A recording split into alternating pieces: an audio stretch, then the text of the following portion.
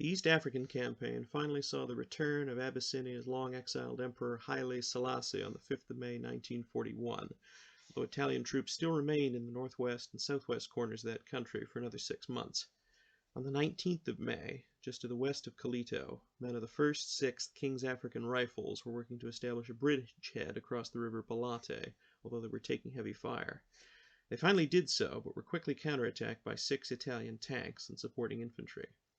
Sergeant Nigel Leakey, a 28-year-old Kenyan farmer who joined the King's African Rifles just 2 years earlier, had been in charge of a 3-inch mortar during the crossing.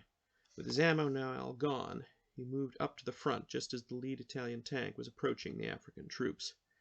In spite of heavy fire from both vehicles and infantry, he jumped on top of the tank, pulled the turret hatch open, killed the crew, and forced the driver to take the tank into a covered area.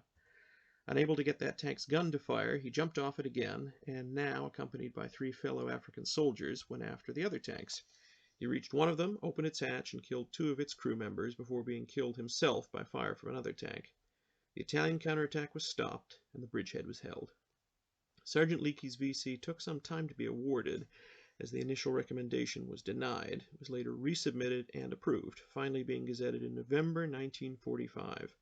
4.5 years after Sergeant Leakey's death, and one of the last VCs of the Second World War to be announced.